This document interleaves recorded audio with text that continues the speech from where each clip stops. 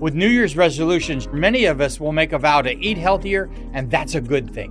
But what about our beloved pets and their nutrition? Greetings, naturopathic Dr. Dennis Black here, and I'm on a mission to provide better nutrition for cats and dogs because truthfully, all pet food is dead food, which is why we created Rough Greens and Meow Greens in the first place.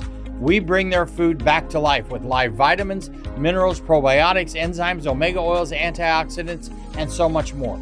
All in a tasty formula that your dog and cat will love. You can improve your pet's coat, digestion, energy, and have less vet bills. Let 2025 bring a new year and a new pet. Get a Jumpstart trial bag, normally $20. Get a 100% discount with promo code BESTFRIEND. You just cover the shipping. Go to roughgreens.com, use promo code BESTFRIEND. Bring your pet's food back to life with Rough Greens. So good, your pet will ask for it by name. La aventura tiene un nuevo nombre, Nissan Rogue Rock Creek. Con la Rogue Rock Creek estarás listo para conquistar el camino que venga. Si es una ruta rocosa, tienes llantas todoterreno. Ante una gran bajada, control para descenso inclinado y su parrilla tubular para techo, lista para lo que necesites. Cuando la vida te ofrece aventura, tú tienes la Nissan Rogue Rock Creek. La capacidad de carga está limitada por el peso y la distribución. Siempre asegure la carga. Cargar el vehículo con mucho peso, especialmente en el techo, afectará el manejo y la estabilidad del vehículo. What makes a great pair of glasses? At Warby Parker, it's all the invisible extras without the extra cost.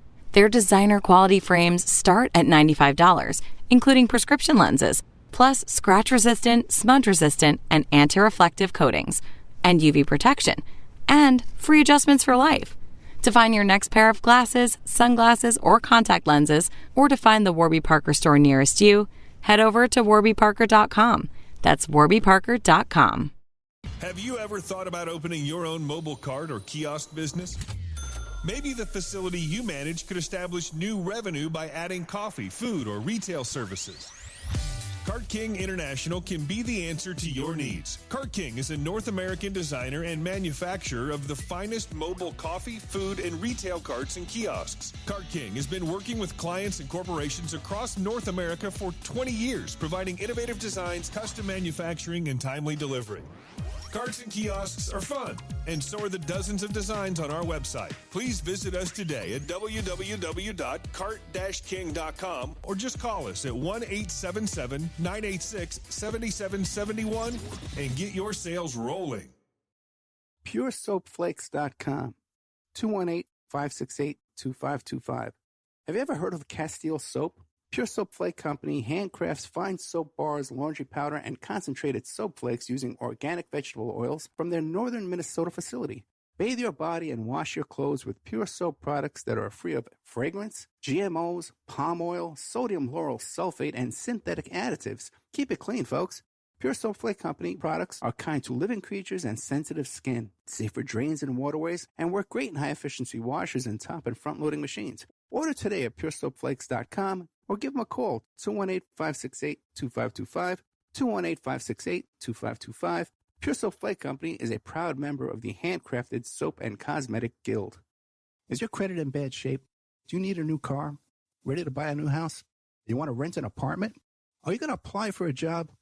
Any one of these activities, they're going to ask for a credit report and then check out your credit score. Let Dynamic Solutions 2 erase your negative credit remarks. They offer a life-changing, dynamic financial solution. The finest in fast, professional, affordable credit repair. They have affordable monthly prices. They accept Visa, MasterCard, PayPal options available. You go to www.dynamicsolutions2, that's the number 2.com, or call 424-888-2820. Now, if you enter promo code ED or you mention Ed Opperman, you get a 10% discount. How's that? You get a free consultation, all negative items removed, get back in positive credit position. Dynamic Solutions 2, life-changing dynamic financial solutions. It's the Opperman Report. Join digital forensic investigator and PI Ed Opperman for an in-depth discussion of conspiracy theories, strategy of New World Order resistance, high-profile court cases in the news, and interviews with expert guests and authors on these topics and more. It's the Opperman Report.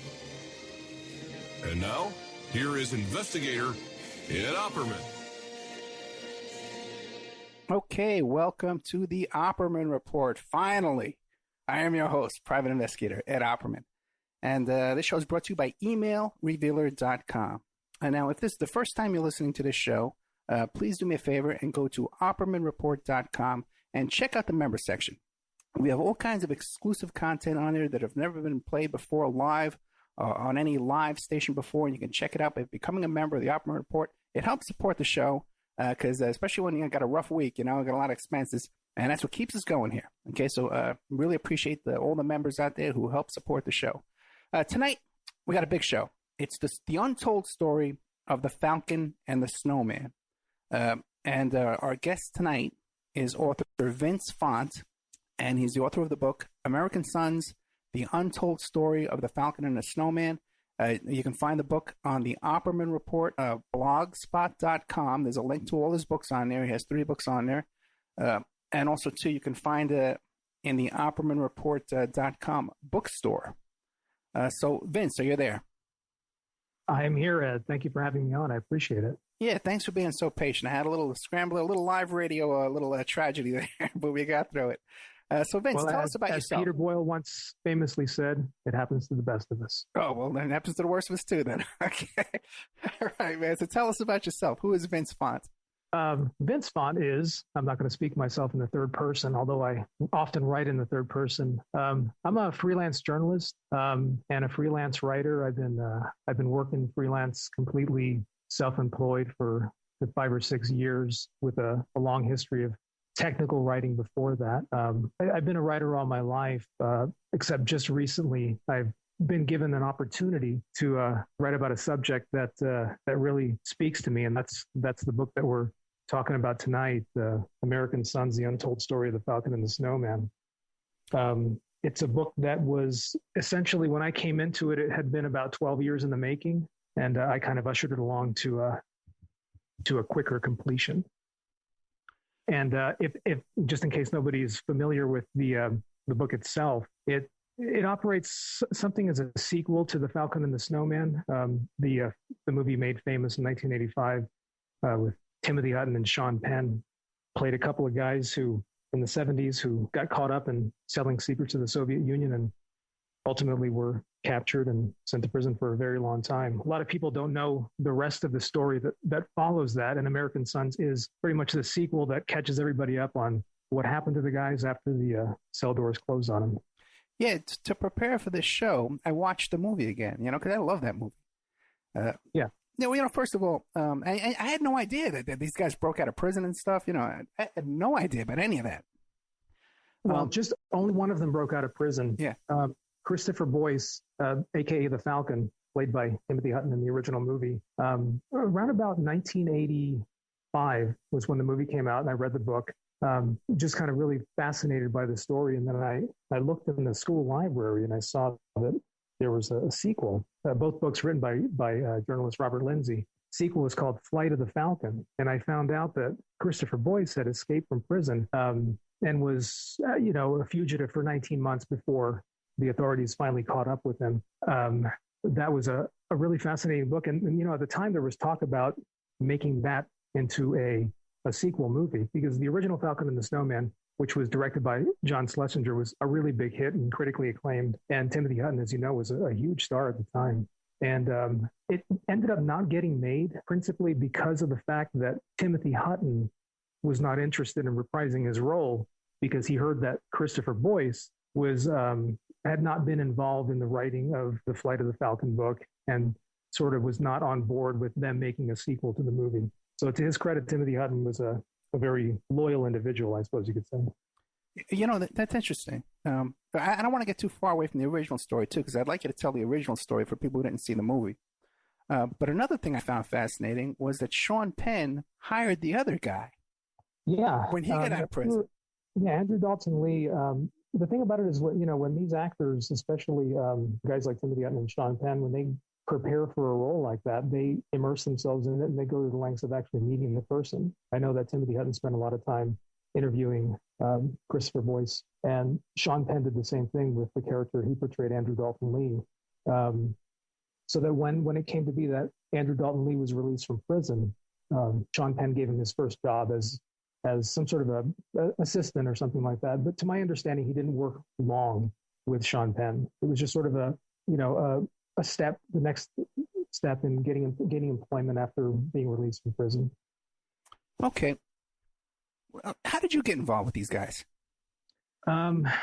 Interestingly enough, my wife and I used to do an internet radio podcast back in the early 2000s. It was for a Canadian progressive rock station called the Dividing Line Broadcast Network, and we had a little show called Progopolis, and we'd occasionally play musical genres that were outside of the progressive rock element. And one of my favorite soundtracks of all time has always been the soundtrack to the Falcon and the Snowman, which was written and recorded by Pat Metheny and Lyle Mays. And in 2010, it was the 25th anniversary of the release of that movie and the soundtrack. And since I'd always been such a fan of it, I played the entire album on the show, and just expressed the opinion that album was one of the few examples of an album that was better than the movie for which it was written. Because I always thought that the Falcon and the Snowman could have been a lot better, and it kind of aged poorly, whereas the music did not age. Couple of weeks after that broadcast, I got an email in my inbox, and it was from somebody named Cait Boyce. And she basically said, I agree with your assessment. The movie was terrible. The music is great. And I emailed her back and I said, well, thank you for listening. You know how you do. And I said, are you any relation to Christopher Boyce? And she said, yes, I'm his wife. Now, at this point, I was not aware that Christopher Boyce had been released from prison. So I was a bit shocked at that. And I thought, well, I got a lot of reading to catch up on. So I Googled. Okay. Looks like we're picking him right back up now. Who knows how long he's been talking, though. Sometimes you don't realize that you dropped your connection and you keep talking. A couple of websites. One is for the book called The Falcon and the Snowman.com. Vince has a blog called www.vincefont.com. His Twitter is @VinceFont. Hey, okay. You had left off saying that you ran into his wife, you sent her an email, then you started researching the story once again. Yeah, exactly. And essentially what happened was that we became friends on the internet and, on Facebook like you do. Yeah. I had not been aware that Christopher Boyce had been released from prison, much less that he'd been married and all these kinds of things. So it was kind of a surprise to me. Cait had apparently read some short stories that I'd written at the time, and she decided that she wanted to work with me on a book that she had been considering for quite some time. Initially, the book was to be told from her perspective. She's the parole advocate who petitioned for the release of Andrew Daulton Lee and Christopher Boyce, and after Christopher Boyce's release, they were married. And it was going to be a book from her perspective, and it evolved into wait. Big project. Cait met Chris because she worked for the parole board or something like that? She was a parole advocate who, in around about 1980, she began representing Andrew Daulton Lee for release from prison. Okay. And, it was a 20-year process. And in that process, she also came to know Christopher Boyce because essentially she was doing all she could to research the story. And she and Chris became friends. So ultimately, after Andrew Daulton Lee was successfully achieved parole, she moved on to, focusing her efforts on seeing what she could do to help out Christopher Boyce. And on his release from prison, they were married. Okay. Which was something very interesting. The way the story developed, and we, it's pretty well documented in the book American Sons, which is strangely, it's not a political book considering the crime that Christopher Boyce and Andrew Daulton Lee committed to get them behind bars, which was the crime of espionage. Yeah. Now, do you think that Christopher was solely motivated by altruistic motives that he felt the government was doing wrong? I believe so. I've had conversations with him because, we've become good friends. And in the process of writing the book, I interviewed him extensively. And, I asked the question, I said, if you had it to do all over again, would you do it? And his answer, of course, is, well, no. considering that he had to spend 25 years in prison. But he also has been posed the question, because initially the reason why the reason he states is why he sold secrets to the Soviet Union was because he decided to wage sort of something of a one-man war against the United States government. This was at a time, 1974, he was working as a telex operator for TRW, the aerospace contractor. And like you saw in the movie, which was very accurate, up even to the point of people making daiquiris in the shred bins in this highly secretive black vault where he and his coworkers worked. There were misdirected telex messages that were supposed to be directed at Langley, Virginia, CIA headquarters, that were incorrectly sent to the TRW telex machine. And by reading this, he discovered that the CIA was involved in essentially trying to oust the Whitlam regime in Australia. This was something that, to hear him tell it, he was very disturbed by, to say the least. And yet at the same time, it was nothing that he felt that he could go to the press with or anything like that, because A, he thought that he would be disbelieved, and B, he was not exactly certain that going to somebody in the press would accomplish anything other than maybe getting him in trouble. So ultimately, he made the enormous, what I consider to be the enormous mistake of sort of taking that anger and frustration out by saying, that he had access to these spy satellite plans and getting together with his sort of ne'er-do-well friend, Andrew Daulton Lee, who was a guy who was, a small-time drug dealer. And they sort of joined into a partnership where Daulton Lee went to the Soviet embassy in Mexico and made contact with the KGB and began passing documents to them in exchange for money. So I don't consider it to be an altruistic type of gesture to sell secrets to ultimately what is an enemy state. But at the same time, the guys being, 22, 23 years old, I'm not exactly certain that what they were doing was something that they quite understood. With New Year's resolutions, many of us will make a vow to eat healthier, and that's a good thing. But what about our beloved pets and their nutrition? Greetings, naturopathic Dr. Dennis Black here, and I'm on a mission to provide better nutrition for cats and dogs because truthfully, all pet food is dead food, which is why we created Rough Greens and Meow Greens in the first place. We bring their food back to life with live vitamins, minerals, probiotics, enzymes, omega oils, antioxidants, and so much more. All in a tasty formula that your dog and cat will love. You can improve your pet's coat, digestion, energy, and have less vet bills. Let 2025 bring a new year and a new pet. Get a Jumpstart trial bag, normally $20. Get a 100% discount with promo code BESTFRIEND. You discover the shipping. Go to roughgreens.com, use promo code BESTFRIEND. Bring your pet's food back to life with Rough Greens. So good, your pet will ask for it by name. La aventura tiene un nuevo nombre, Nissan Rogue Rock Creek. Con la Rogue Rock Creek estarás listo para conquistar el camino que venga. Si es una ruta rocosa, tienes llantas todoterreno. Ante una gran bajada, control para descenso inclinado y su parrilla tubular para techo, lista para lo que necesites. Cuando la vida te ofrece aventura, tú tienes la Nissan Rogue Rock Creek. La capacidad de carga está limitada por el peso y la distribución. Siempre asegure la carga. Cargar el vehículo con mucho peso, especialmente en el techo, afectará el manejo y la estabilidad del vehículo. In the movie, they kind of make it look like they were only successful like 3 or 4 times passing this stuff over to the Soviets. In real life, how long was it going on? It was going on from 1974 until their arrest in 1977. So the movie took, obviously liberties with sort of condensing timelines and things like that. But it was something that was going on for about 2 or 3 years. What about that scene where they showed Daulton jumping over the wall to get into the Russian embassy for that party? That couldn't possibly be real. As far as I know, unfortunately, I didn't get a chance to. Never had the pleasure of talking to Andrew Daulton Lee. But as far as I know, these are things that actually occurred.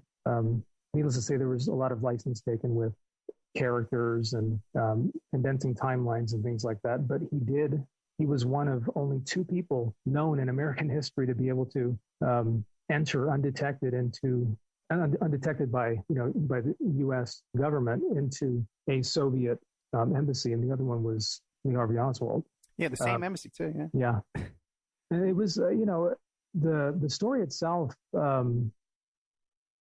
Christopher Boyce was actually consulted during the writing of the script, and so a lot of the stuff that you see in the movie actually happened, which was kind of a shock for me to learn. Because you watch a movie and you think most of it has just been Hollywoodized. But a lot of the stuff actually went down the way it went down.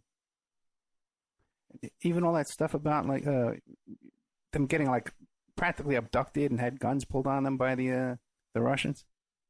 Yeah, Andrew Daulton Lee was right before Andrew Daulton Lee's arrest in 1977. I think what happened was that the KGB sort of got tired of him. I believe at some point they felt that the information that they were being passed was really not as valuable as they initially thought it was, a dead project, and they were just trying to get rid of him. He was abducted by sort of the Mexican secret police and beaten within an inch of his life, and in essence told, don't ever come back here again, and handed over to American authorities who were waiting for him. And shortly after that, Daulton Lee implicated Christopher Boyce, and they were both arrested and tried. They were tried separately. But Christopher Boyce, on his arrest, cooperated fully with the authorities. In other words, told them everything everything that he had given the Soviet Union, and received a 40-year sentence for espionage. Andrew Daulton Lee received a life sentence. Now, when you watch the movie and you see the credits roll and you see that, you think, well, these guys are, they're never getting out of prison. And to think that within 20, 25 years, they were granted parole is something of a, I guess, a miracle for them that it ever happened. How did they manage to pull that off? A lady by the name of Cait Mills. Wait a second, because even before they got the parole, the other one, Boyce, escaped from prison. He escaped, yes. Right, so now wait a minute. Why didn't he have extra charges for escape? This guy got some deal. Now, 25 years, it's no joke, but it's still not a bad deal. Treason and escape. Well, he was never. He was not to split hairs, but he wasn't actually convicted of treason. There was a difference between treason and espionage. Oh, espionage, okay. But a lot of people consider what he did to be treasonous, but that doesn't mean he was actually convicted of treason. Right. Still, he was given a sentence of 40 years. However, the thing about it was that the sentencing guidelines back then didn't require minimum sentences. In other words, nowadays, when somebody's sentenced, they get a minimum of 20 to 60 years or something like that. Back then, it was his sentence was essentially 0 to 40 years, and Daulton Lee's sentence was 0 to life, because when you look at it in the federal system, life typically means 30 years. It's sort of it doesn't mean life until you draw your last breath. It's sort of a term they assign to the sentence in the sentencing guidelines. So officially, these guys were eligible for parole from the day they went into prison. But of course, that would never happen. Nowadays, they probably would have been in prison for much longer. When Christopher Boyce escaped from prison, and after he was recaptured, he was given another 28 years. So he had essentially 68 years of time to do. And this was when he was recaptured in 1981. So yeah, no, it was a bit of a legal miracle that he was ever released, much less released after 22 years. Do you think this is perhaps because they came from wealthy families and that they had a great legal team behind them? Well, I don't know what, if anything, it had that them having been sort of coming from wealth had much to do with it. Andrew Daulton Lee's father was a dentist, so he did well. Christopher Boyce's father, he was not an FBI agent, as a lot of people believe, but he had worked for the FBI in security capacity. But he wasn't exactly from an affluent family, but he wasn't from a poor family either. I think the reason why these two guys got out of prison was the fact that Cait Boyce, who was just a parole advocate, and a young parole advocate at that, was somebody who was very driven to help them out. And the reasons why or how she got involved in the case, or something that you might want to talk to her about. I think that a lot of it had to do with the fact that she felt in some sense that they had been given extremely heavy sentences for their age, and therefore decided that she wanted to see what she could do to help them out, not realizing that it would actually take 25 years to do so. But that's really the story of the book American Sons, is that, and that was what really drew me into the project to begin with, was the fact that here was somebody who really was not even a lawyer, but just a parole advocate, a paralegal, who got these two guys paroled who never otherwise would have seen the light of day, because there was really nobody who thought or believed that they would ever be granted parole. In the book itself, you kind of go into depth on a lot of the things that she did in preparing their parole briefs and things like that. But it was a bit of a miraculous feat. Oh yeah, to do something like that. Chris escaped from when he was sentenced to prison. He was sentenced to Lompoc in Southern California, which, from what I understand, in recent years, it's become something of a more laid back place. I guess as laid back as a prison can be. But at the time that he was sentenced to prison, and he ended up there around 1980 after having been at Terminal Island for some time, the place was what he described as something of a gladiator school. There were murders left and right. A lot of people in the prison, made a lot of death threats towards him, primarily for what he'd done, naturally. And he escaped from prison by essentially hiding in a drainage ditch in the activity yard through the help of somebody inside who was sympathetic to him, a fellow prisoner.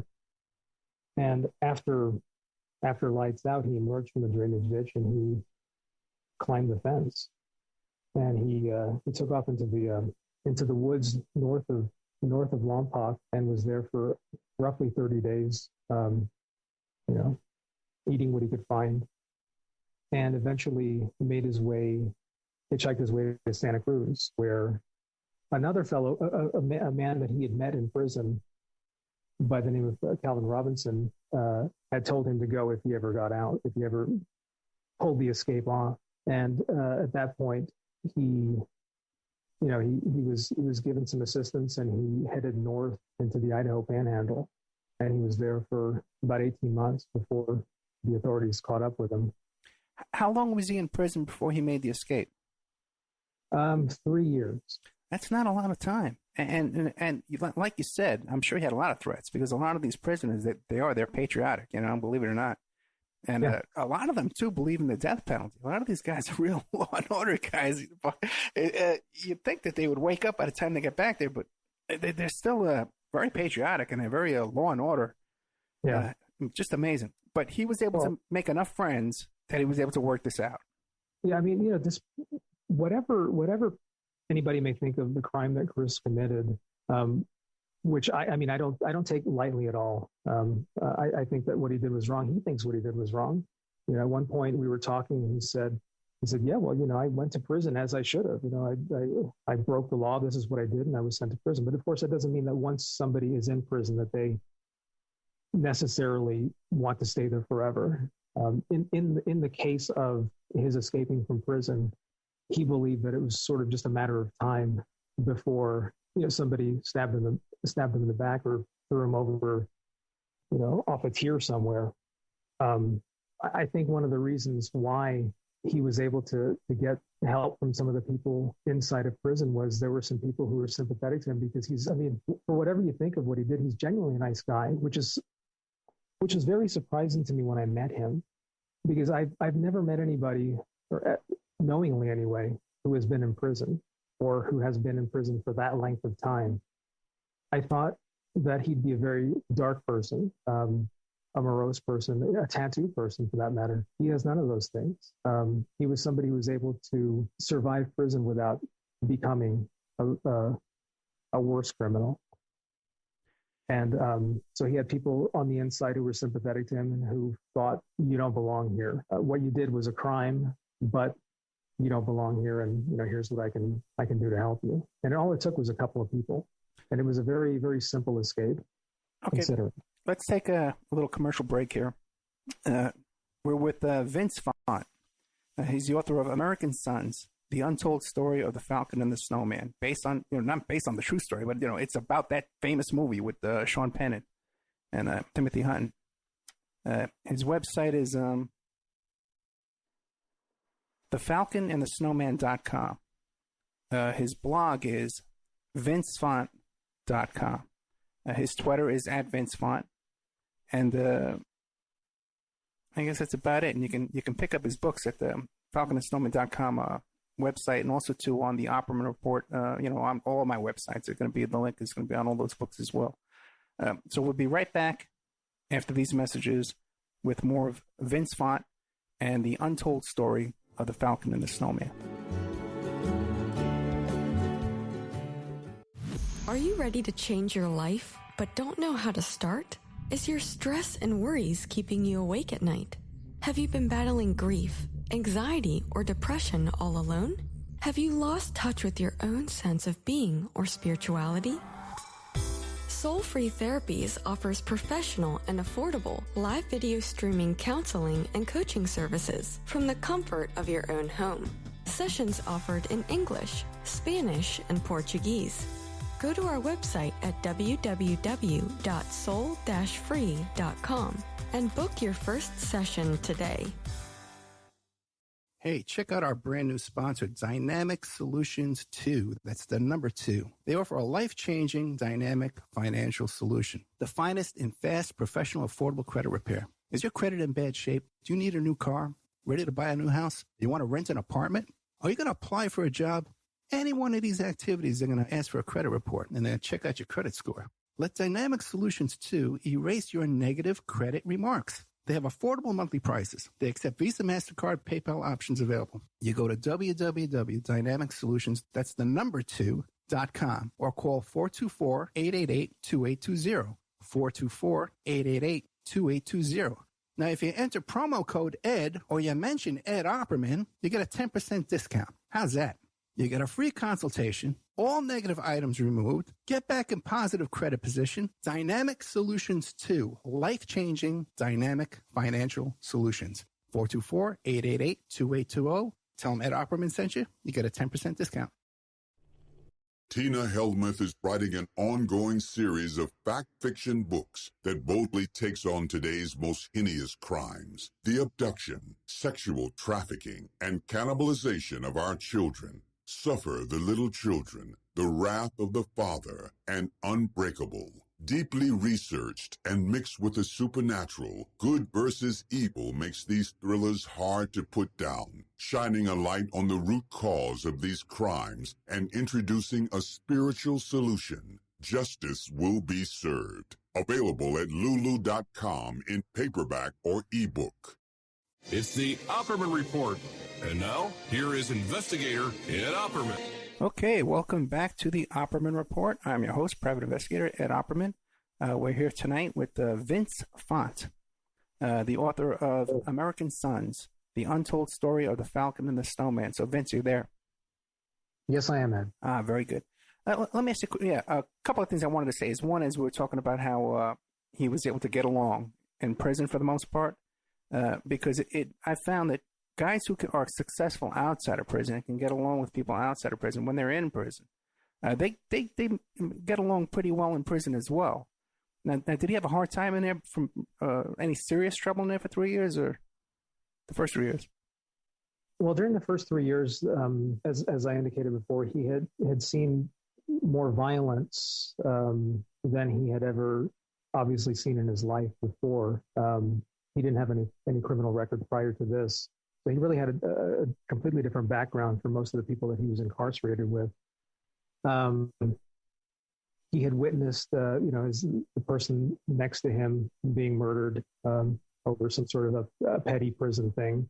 A guy he jogged with was stabbed and killed because he wouldn't pay extortion for something from one of the prison gangs. So if you sort of put yourself in the position of somebody who's taken out of quote unquote normal life and then put in that sort of environment, one time he told me that he thinks that the reason why he was never attacked physically in those first 3 years was because he had a reputation that he was in there for being a spy. So everybody thought he was some sort of 007 guy who could, kill somebody with one karate chop. And he certainly did nothing to dissuade people from believing that sort of thing. In other words, he was very stoic and quiet and to himself. But there were a couple of people that he gravitated to that were, sympathetic to his plight being there. Interestingly enough, one of the things that I never knew, one of the things that I found out when I was writing the book was that when Christopher Boyce and Daulton Lee were sentenced to prison, they were sentenced to the same prison. They ultimately ended up at Lompoc in Southern California. And as I said, Chris had been to the prison at Terminal Island for some time before he was transferred. He was at the San Diego prison as well, but ended up at Lompoc. And lo and behold, there's Andrew Daulton Lee. He hadn't talked to him. Needless to say, their relationship sort of soured after they were arrested. I think both guys kind of blamed each other for getting arrested, but they had begun to rekindle their friendship, not quite to the extent that it had been before they were arrested and before they got into the whole mess of selling secrets to the Soviets. But they were able to have nice, friendly chess games in one cell. And the night before Christopher Boyce escaped from prison, he approached Andrew Daulton Lee and asked him if he wanted to go with him. He had identified a spot in the prison yard that was poorly guarded. With New Year's resolutions, many of us will make a vow to eat healthier, and that's a good thing. But what about our beloved pets and their nutrition? Greetings, naturopathic Dr. Dennis Black here, and I'm on a mission to provide better nutrition for cats and dogs because truthfully, all pet food is dead food, which is why we created Rough Greens and Meow Greens in the first place. We bring their food back to life with live vitamins, minerals, probiotics, enzymes, omega oils, antioxidants, and so much more. All in a tasty formula that your dog and cat will love. You can improve your pet's coat, digestion, energy, and have less vet bills. Let 2025 bring a new year and a new pet. Get a Jumpstart trial bag, normally $20. Get a 100% discount with promo code BESTFRIEND. You just cover the shipping. Go to roughgreens.com, use promo code BESTFRIEND. Bring your pet's food back to life with Rough Greens. So good, your pet will ask for it by name. La aventura tiene un nuevo nombre, Nissan Rogue Rock Creek. Con la Rogue Rock Creek estarás listo para conquistar el camino que venga. Si es una ruta rocosa, tienes llantas todoterreno. Ante una gran bajada, control para descenso inclinado y su parrilla tubular para techo, lista para lo que necesites. Cuando la vida te ofrece aventura, tú tienes la Nissan Rogue Rock Creek. La capacidad de carga está limitada por el peso y la distribución. Siempre asegure la carga. Cargar el vehículo con mucho peso, especialmente en el techo, afectará el manejo y la estabilidad del vehículo. The one weak spot in the prison where he saw if he could get to undetected, he could just easily climb over the fence if he cut the barbed wire. And he asked Andrew Daulton Lee, do you want to go with me? I'm planning on getting out of here. And Daulton Lee essentially told him, you got me in enough trouble.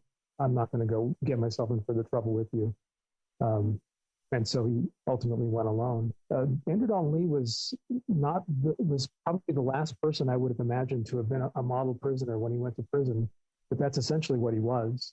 As you saw in the movie, as depicted by Sean Penn, he was a guy who was a small-time drug dealer, a drug addict, who was probably headed to prison, would have been sent to prison at some point, even without the espionage charges.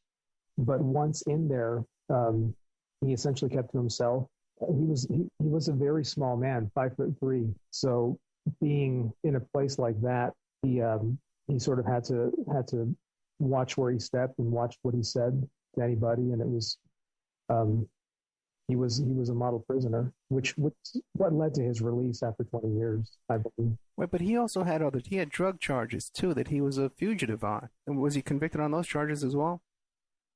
As far as I know, the drug charges that that he was, a lot of the times he would be given second, third chances by judges who saw that he was somebody who came from a relatively well-to-do family. And so he was able to, a lot of times, to talk his way out of, with the help of his lawyer also, when he was facing drug charges. But these were not terribly serious drug charges, but I do think that that's ultimately what led him to get a heavier sentence, was because he had a prior criminal record.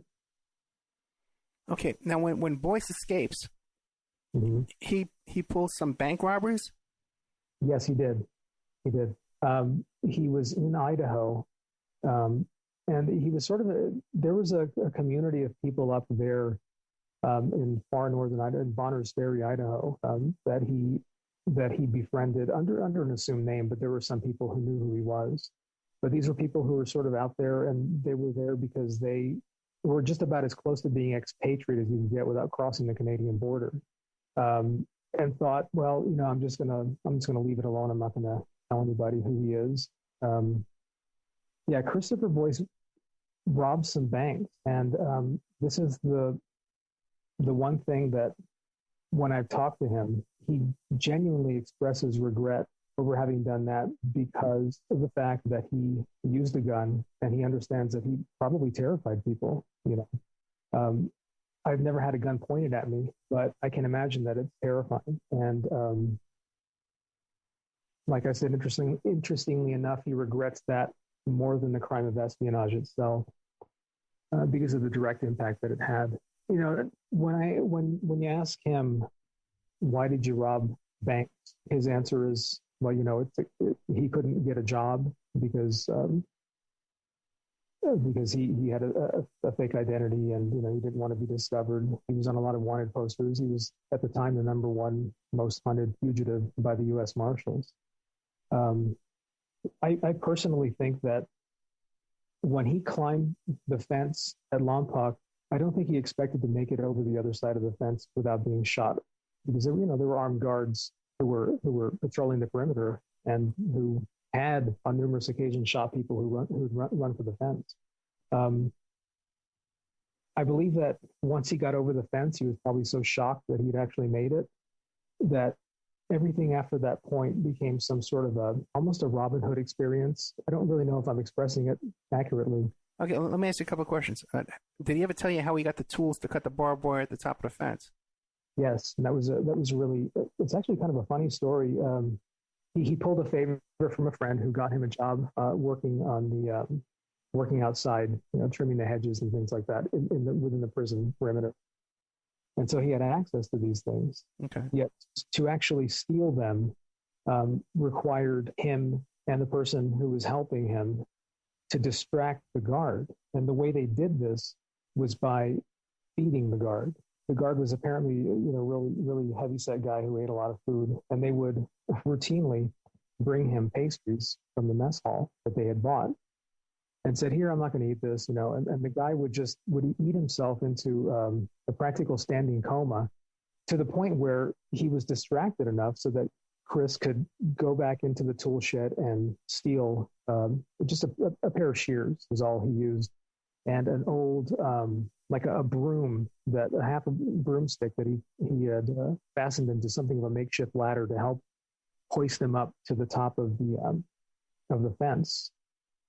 And all these things were what he put underground in this little drainage ditch that had been emptied out. Let me ask you this. Okay, he gets over the fence now. Now you're saying he spent 30 days in the woods? Yes. Leading up to the escape, he had done his homework, and there was a yoga guy in prison. He took yoga classes from, because he knew that he needed to fold himself up into this really tight position for hours on end underground. So he took yoga. He took an art class because he wanted to make a paper mache dummy to put in his bunk, so that at night, when they went by when the guards walked by the cells and saw him laying there, the dummy laying there, they would think that he was present and accounted for. What's really interesting is that at Lompoc Prison, he requested and they played for the prisoners, the movie Escape from Alcatraz, which is what he essentially modeled his escape after, in a sense. And when I heard that, I had to laugh, because I thought, what prison plays a prison escape movie to prisoners? Now, it's like playing one of those plane crash movies on an airplane. Exactly. Which sometimes you kind of see. They have some pretty crazy movies. That, anyway, but let's get off the topic. But the thing is, now, did he have any preparation on the outside? Anybody stashing stuff for him on the other side of the fence to stay in the woods for 30 days? No, and that was what he did. One of the other people he talked to was somebody who knew a lot about outdoor living. Okay. One of the prisoners. So he talked to that person, and he said, just out of curiosity, if I were living in the woods, what would I eat and what should I stay away from? And so he sort of learned these things that he needed to learn, because he knew he wouldn't be able to immediately just go into town and catch a cab. He'd have to lay low in the woods, and he was out there for a good month, and lost about 25, 30 pounds. And he's claiming that a stranger came and picked him up hitchhiking. No, he was okay, yeah, no, I'm sorry. After the 30 days. Yeah, no, he hitchhiked from Southern California all the way to Santa Cruz. Well, then, so he comes out of the woods, right? Hasn't shaven for 30 days. Mm-hmm. He hasn't had toilet paper for 30 days, right? He's covered. It hasn't combed his hair in 30 days. But he was somehow able to get a ride? Well, I think it's just those charming blue eyes of his. Yeah, okay. So what do you think? So you buy that part of his story? You don't think that maybe he had help on the outside? I've heard, I had heard theories. There's like these quote unquote conspiracy theories that at the time that the CIA had busted him out of prison because they wanted him for some secret mission, or that the KGB had been involved. And there were even some prisoners who said that they saw some mysterious black car driving around the prison on the night that he escaped. But if you ask him that, he just sort of laughs and throws up his hands and says, no, he said, I did it. I was able to do it because of the laziness of the prison guards that guarded the fence. He viewed them he saw them as somewhat apathetic. Granted, if they saw somebody climbing the fence, they were going to take a shot at them, but at the same time, they weren't exactly as vigilant as they could have been. He knew that if he had one opportunity to pierce the perimeter of the fence, he would be able to get through. Whereas he had the benefit of knowing where he was going to climb over the fence, and they had an entire prison to guard and couldn't know when or where somebody was going to make an attempt. It was a combination of luck that this particular part of the fence in the prison was weakly guarded. It was right below a watchtower, though, but it was also a part that wasn't as fortified as other parts of the prison were, and he identified that. And it was also, just the sort of the willingness to go through with it and decide I would rather die being shot than being shanked. And in a way, I can understand that. I've never committed a crime, and I've never been to prison or to jail or anything like that. But I think that if I were in a situation like that, I would probably want to try and do something to save myself. So he never said to you that, okay, I had help. First of all, the conspiracy theory that the CIA or the KGB wanted it for some kind of job outside. What kind of job would they want this guy for, to do? His career working for TRW wasn't an espionage type of job. He wasn't an agent or any kind of a soldier or security type. He was doing paperwork. Yeah, essentially, and he was in the black vault where he had to get top secret clearance. And that was another thing too that was sort of uncovered as a result of years later, after he'd been captured and after he was sent back to prison. He was asked to testify in front of a Senate subcommittee in Washington, basically discussing espionage and some of the failings that some agencies had in hiring people. He had a lot to say about the fact that there wasn't enough of a real background check done on him. He said if they had interviewed anybody other than my parents and my priest, they would have found out that I was friends with, long hairs and sort of discontented youth who smoked marijuana, and they probably would never have gotten the job. But as part of the vetting of their potential employee, the employers didn't really dig that deep. Obviously, a lot of that changed after he was convicted. But you said after his parole, he was asked to testify before Congress on a... No, this was actually in '85 during, while he was in prison. He was brought to Washington, D.C. to testify. So he did testify then? Yeah, he did. Okay. He did. It was televised and everything. We've got some links on YouTube and on the website at the Falcon and the Snowman.com. We have a section that links out to his Senate subcommittee testimony. It's pretty compelling. I think that his testimony in front of the Senate was something that played a big factor into his eventual release, because when you watch it, he doesn't appear to be somebody who is a really hardened criminal, and he appears to be somebody who's very remorseful for what he did in particular. Obviously, the embarrassment that he brought to his family as a result, but it's pretty compelling stuff. It's hard to watch. No, but after he was okay, how was he captured? After he escaped, how was he caught? The short story is that one of the people that he had gotten into the business of robbing banks with turned him in and said, "This is where you can find him." The FBI and the U.S. Marshals had gone and searched in South America and Australia and all these places, and little that he was right in the United States. And it was in Port Angeles, Washington, which was one of the places he used to go from Idaho to Washington, and he'd occasionally stop off and rob a bank, but he was having a cheeseburger at a drive-in, and one of the agents who was in town, they were given a tip-off that he was in Port Angeles, Washington, and so they were sort of canvassing the area, sort of pulled in for his own hamburger, looked over and saw him sitting right next to him and said, "Oh, that's him." So they arrested him with that incident. And was he charged with the bank robberies? He was charged with the bank robberies. He was given another 3 years for escape. And like I said, he was given another 28 years on top of his 40-year sentence. So he had 68 years. I believe that the judge that presided over his sentencing for the bank robberies probably could have given him a stiffer sentence, but he didn't, because he just assumed, well, this guy is going to be here for the rest of his life. He'll be 93 when he gets out. So, but yeah, he went back to prison with almost 70 years left in a sentence, and the fact that he's actually was released, in all the years after I saw the movie, I never once thought to Google his name or anything, because I assumed, well, this guy is in prison, Right. I didn't find out till we sent the notes over. Yeah. You mentioned that he escaped from prison. I just found out today.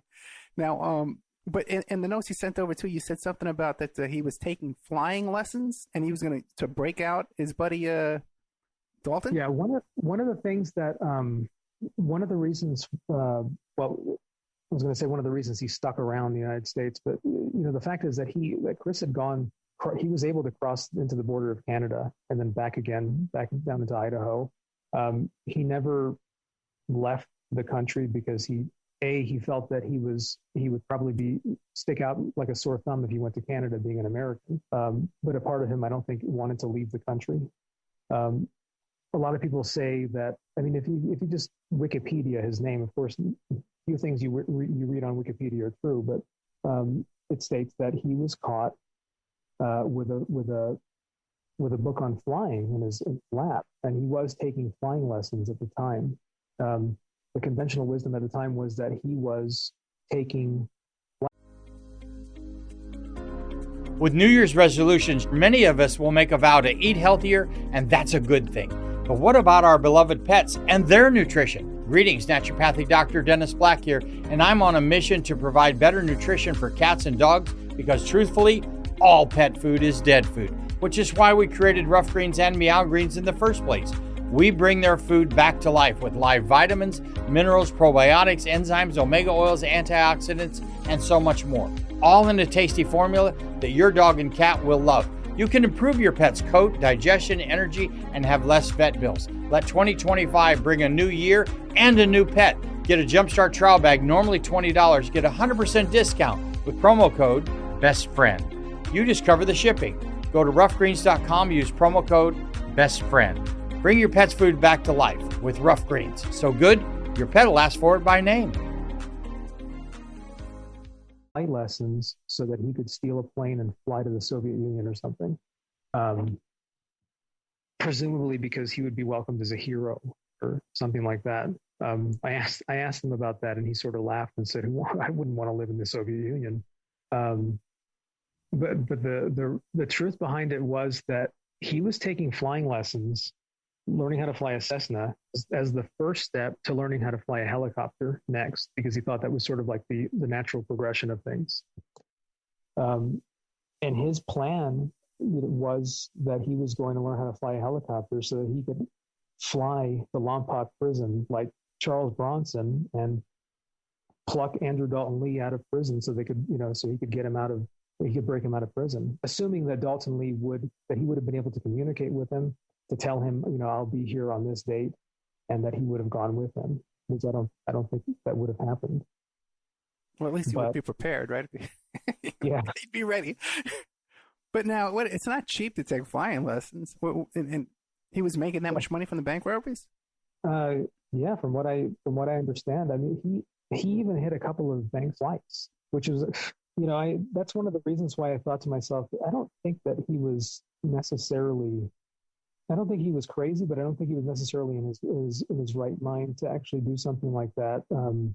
I don't think he had a death wish, but like I said, I don't think he was operating on plan B, because I think plan A was to rush the fence of the prison and die trying to escape. And when he got out, he was successful in surviving in the wilderness and making it all the way up to Idaho. But yeah, no, he actually robbed, in one case, one of the tellers was the same teller, and he would come in with disguises. First time, the young man behind the teller dropped the money or something, and he gave him his money and he took off, and then he came back and robbed the bank again and said, "Don't drop the money this time, please." And the teller just gave him a look like, "Oh my God, are you serious?" What's interesting though is that despite the fact that most of the people had guns pointed at them, because he had a gun in his hand when he robbed the bank, described him as the most polite bank robber they'd ever experienced, which I hope that they've only experienced that one bank robbery, but you know what I mean? No, actually, a lot of tellers have been through a couple of bank robberies. I've actually been online twice at the bank when the bank was robbed. Okay, back at Staten Island. And a third time, I was walking into the Staten Island Mall as it had just been robbed and they were running out. So it's a lot more common than you think. But now, let me ask you a question now. What was the average take from these bank jobs? Like $1,000, $2,000? You don't get that much. I think it was like 5,000. And, back in, 70 or 1980, 81, that went a bit further. Yeah. So, yeah, I mean, he wasn't planning on buying a plane. He was planning on, or not buying a plane, buying a helicopter. He was planning on borrowing one. But yeah, he was taking. Yeah, that's another thing too. Yeah, it's not that easy to rent a helicopter or a plane. You need at least a credit card to pull that off. He didn't have a credit card, right? No, he didn't have a license or anything. He relayed a story to me one time where he was pulled over somewhere in Idaho or Washington. I don't remember where, but he was pulled over by a state trooper and asked for his license, and he basically coolly told the man, "Well, I'm sorry, I don't have one. I come from Alaska, and in Alaska, in this small village or town that I live in, we don't really do those kinds of things." And the officer let him go on his way, not knowing that he had just encountered one of the most wanted fugitives in the country. So he never managed to get any kind of fake ID when he was out on the run? He did operate under a couple of fake names, but I don't know that he actually had a fake driver's license that he could have fooled a cop with. Okay. Well, back in those days, it was pretty easy to get a fake driver's license. You could just, there was a lot of little tricks you could do. One guy would take the picture and another guy would walk over and get the license, So it was pretty common in those days. Yeah. Okay, well, let's take a commercial break. We're here with Vince Font, the author of American Sons, The Untold Story of the Falcon and the Snowman. And his website is... FalconandtheSnowman.com. Thank you. Because if you had a podcast, you know what I'm going through here. You know what I'm looking through the notes and stuff. You know what I'm dealing with. All right, we'll be right back after these messages with more Vince Font, the author of American Sons, The Untold Story of the Falcon and the Snowman.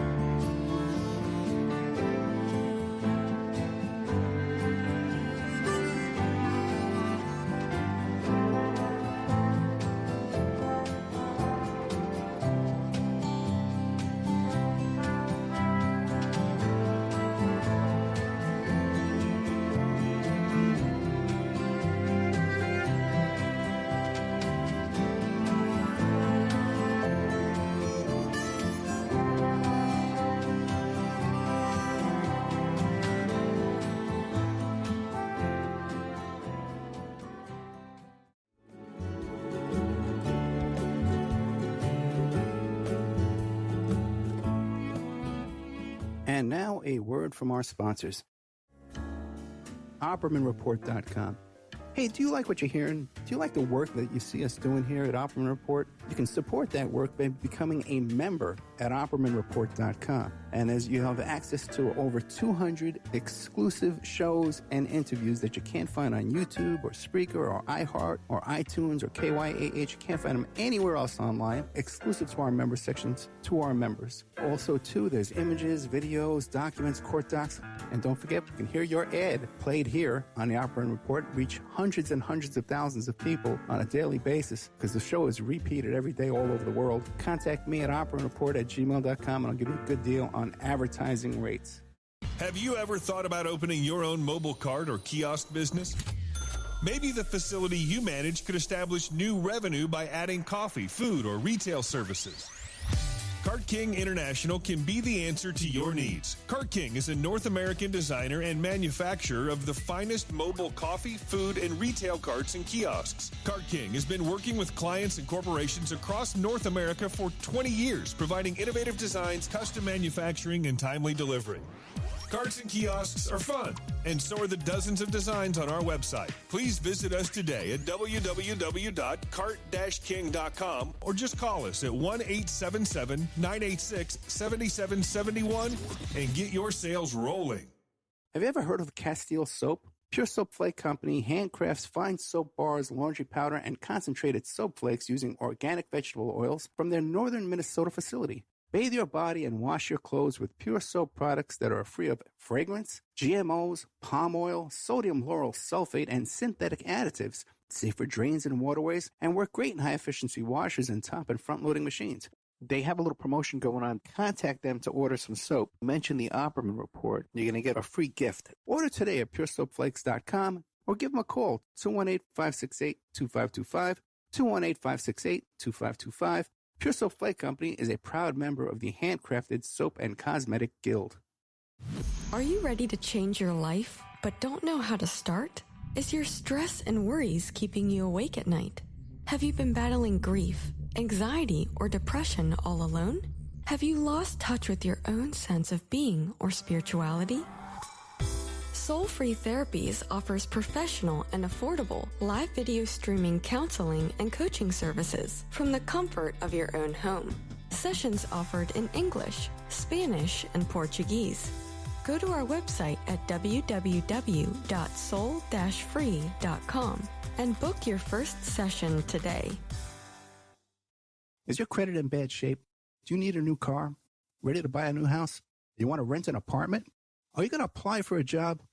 Any one of these activities, they're going to ask for a credit report and then check out your credit score. Let Dynamic Solutions 2 erase your negative credit remarks. They offer a life-changing, dynamic financial solution.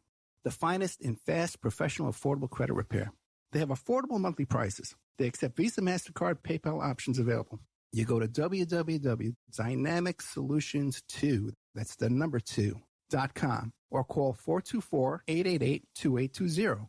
Now, if you enter promo code ED or you mention Ed Opperman, you get a 10% discount. How's that?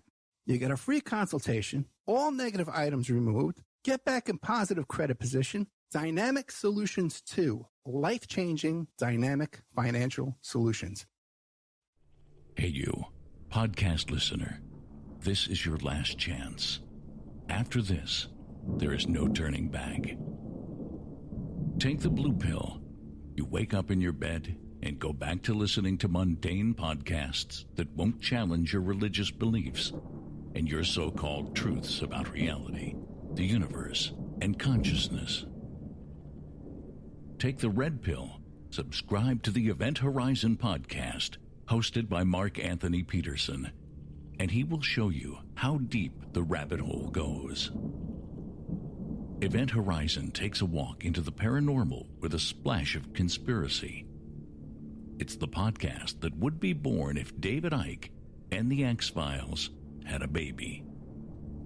Subscribe to the Event Horizon podcast by Mark Anthony Peterson on Spreaker, iTunes, Spotify, iHeartRadio, CastBox, Stitcher, or any of your other favorite podcast platforms. Remember, all we are... With New Year's resolutions, many of us will make a vow to eat healthier, and that's a good thing. But what about our beloved pets and their nutrition? Greetings, naturopathic Dr. Dennis Black here, and I'm on a mission to provide better nutrition for cats and dogs because, truthfully, all pet food is dead food, which is why we created Rough Greens and Meow Greens in the first place. We bring their food back to life with live vitamins, minerals, probiotics, enzymes, omega oils, antioxidants, and so much more. All in a tasty formula that your dog and cat will love. You can improve your pet's coat, digestion, energy, and have less vet bills. Let 2025 bring a new year and a new pet. Get a Jumpstart trial bag, normally $20. Get a 100% discount with promo code BESTFRIEND. You just cover the shipping.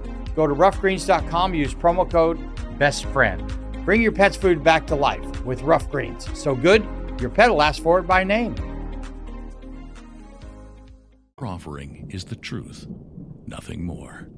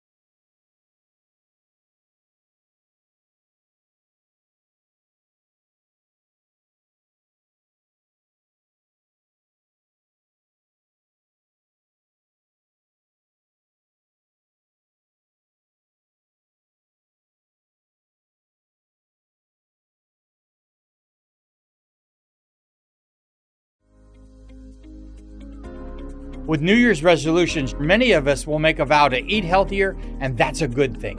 But what about our beloved pets and their nutrition? Greetings, naturopathic Dr. Dennis Black here, and I'm on a mission to provide better nutrition for cats and dogs because truthfully, all pet food is dead food, which is why we created Rough Greens and Meow Greens in the first place.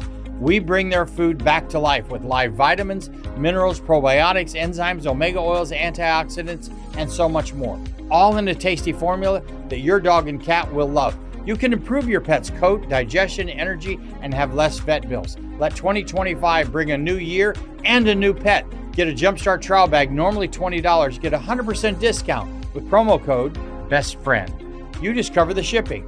Go to roughgreens.com, use promo code BESTFRIEND. Bring your pet's food back to life with Rough Greens. So good, your pet will ask for it by name.